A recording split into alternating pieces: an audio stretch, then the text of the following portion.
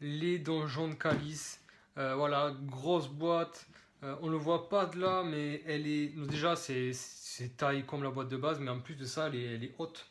Donc on ne le voit pas là, mais c'est la deuxième boîte la plus volumineuse après la boîte de base et celle où il y a le plus de matériel après la boîte de base.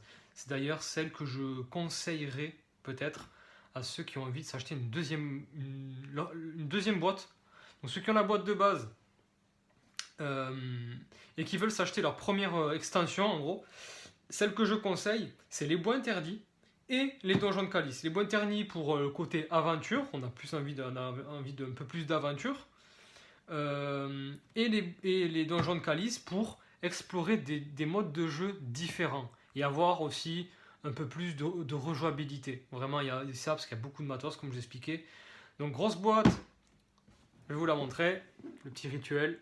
Voilà. Donc, de toute façon, voilà, hein, les bois interdits. Les donjons de Calice. Hein. Les donjons de Calice qui sont les catacombes en gros du jeu, c'est Souillarnam. Donc ça se passe sous Yarnam, ce sont des sortes de catacombes, comme j'expliquais, qui sont liées directement à l'histoire, à l'origine. C'est l'origine en fait du jeu qu'il y a là-dedans. Ce sont les donjons de Calice. C'est où les grandes familles ptumériennes du jeu résident encore. Et c'est où le sang ancien a été récolté. Ce sont ces fameux donjons de Calice. Et là-dedans, vous allez voir, il y a de quoi dire. Déjà, première chose, le set de tuiles lieu qui est complètement différent, adapté au mode de jeu qui sont dedans. Vous allez voir, je vais tout vous expliquer de toute façon. Voilà, bon, on va faire vite fait. Ici, voilà, toutes les tuiles spécifiques. Alors, je me suis toujours demandé, est-ce qu'on peut faire ça? Est-ce qu'on peut passer ici et comme ça? Pour moi, oui. Voilà, ça c'est encore il n'y a rien qui est marqué dans les règles ou quoi. Je pense qu'on peut passer de là à là. Ça me paraît assez évident. Mais voilà. Voilà, il y a cette tuile-là. Donc là, ces tuiles qui sont spéciales un petit peu au niveau de la mise en forme, de la mise en place. Il y a un coffre qui est scellé ici. Voilà. Tac. Voilà. On a ce genre de tuile. Hein. Encore une tuile en diagonale. Un levier. Voilà. Je ne sais pas si vous l'avez dans le bon sens ou pas, mais il y a un levier ici qui est directement lié au mode de jeu. Il y a un deuxième levier. Et la porte de l'arène, voilà, c'est un lieu nommé, la porte de l'arène. Voilà. L'arène, l'arène qui est ici, qui ne fait pas partie d'un deck d'exploration. Et l'entrée du calice. C'est en gros la tuile la tuile de départ. Voilà, l'entrée du calice. Voilà pour le set de tuiles. Très joli, voilà, dans le calice. Et maintenant, montrer ce qu'il y a là-dedans. Alors j'ai extirpé, j'ai retiré, pardon, le livret de règles qui n'y est plus, puisque je les connais maintenant, c'est bon. Il y a normalement un livret de règles qui vous explique un petit peu ce qu'il y a dedans, comment ça se passe. Alors on découvre déjà des cartons en fait pour 4 joueurs. Voilà, ce sont des cartons, c'est un carton quoi, qui sont faits en fait pour jouer au mode PVP. Moi j'appelle ça, ouais, ils appellent ça chasseur contre chasseur. Moi j'appelle ça le mode cloche sinistre parce que dans le jeu vidéo, on utilise une cloche sinistre pour envahir quelqu'un et pour aller le combattre. Donc en fait, ça se place comme ça autour de son plateau d'armes, comme ceci, pour pas qu'il voit ce que l'on joue. Si on joue l'un contre l'autre, il faut pas qu'on voit ce qu'on joue, sinon on peut savoir ce qu'on va faire. Enfin bref, c'est un peu logique. Donc voilà à quoi servent ça, ces plateaux. Là, il y a indiqué tout simplement le tour de jeu, comment ça se passe dans un combat. Voilà. Donc ils servent à ça, ces petits cartons. Ensuite, avant de vous montrer tout ça, on a aussi 4 nouveaux personnages, donc 4 nouvelles armes. Donc là, elles n'y sont plus parce que je les ai mises ailleurs. Ce sont les figurines de chaque personnage plus leurs armes à feu. Ils ont tous une arme à feu de toute façon. On a le Chikage qui est une sorte de katana.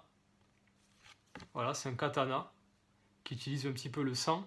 Donc quand vous esquivez, guérissez-vous de 1, donc soignez 1 et infligez un dégât à un ennemi de votre case quand vous esquivez. Pas mal. Et derrière, on a quoi? On attaque, c'est sur une attaque quoi.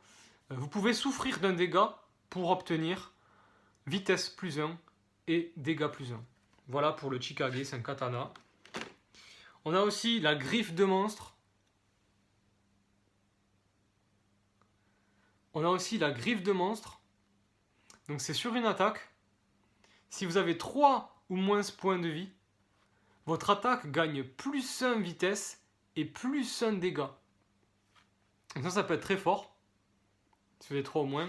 Et derrière, on a abattage. Donc sur un kill, quand vous tuez un ennemi, vous guérissez de 2 et vous pouvez vous déplacer de 2. C'est fort. Hein. Très fort la griffe de monstre. J'adore, elle est assez particulière. En même temps, vous voyez le personnage très particulier. Le fusil à baïonnette. Je crois que c'est le fusil à baïonnette dans le jeu, mais je suis pas sûr parce qu'il y a aussi le fusil transperceur. Mais je sais pas, je crois que c'est pareil, je sais plus. Le fusil à baïonnette, en tout cas, c'est attaque. Les attaques infligent plus un dégât pour chaque action de déplacement que vous avez faite ce tour. Donc si vous avez fait je sais pas moi, 2 actions de déplacement, mais vous ferez plus de dégâts. Donc plus vous déplacez avant l'attaque, plus c'est fort, puisque c'est un petit peu le principe d'une lance. Derrière, on a l'ennemi se déplace. Donc quand un ennemi se déplace dans votre case, sur votre case, placez une carte face cachée sur un emplacement pour lui infliger de dégâts, tout simplement. Voilà, c'est un réflexe, c'est une réaction quoi. Voilà pour le fusil à baïonnette. Voilà, comme ceci. Maintenant, le Stake Driver, c'est l'enfonce pieu. Alors l'enfonce pieu, c'est une arme très lente. Je vous la montre. C'est un enfonce pieu, c'est une machine qui cloute un peu. Après avoir attaqué avec Primate Slash, c'est cette attaque-là, vous pouvez transformer votre arme gratuitement. Voilà, tout simplement. Et derrière, on a une seule attaque. C'est après l'attaque, déplacer tous les ennemis jusqu'à un espace jusqu'à 2 espaces plus loin. Donc là, quand vous faites Detonate, ça fait une espèce d'explosion. Vous infligez 2 à tous les autres ennemis qui sont présents à une case de vous. À une case de vous. Et après l'attaque, bougez tous les ennemis à un espace parce que ça a explosé quoi. C'est une très grosse explosion qui fait vraiment énormément de dégâts, mais à vraiment tous les ennemis à un espace. À l'ennemi que vous avez ciblé, plus les autres ennemis. C'est surpuissant. Voilà pour cette arme. Mais elles sont toutes bien, elles sont toutes équilibrées de toute façon. C'est ça que j'aime bien. Elles sont toutes vraiment intéressantes. Ces nouvelles armes, ces nouveaux personnages avec leurs figurines. Donc voilà. On en a terminé pour ces nouveaux persos. Je vais couper la vidéo en 2 parce qu'il y a quand même beaucoup de matos là-dedans. On se retrouve à de suite.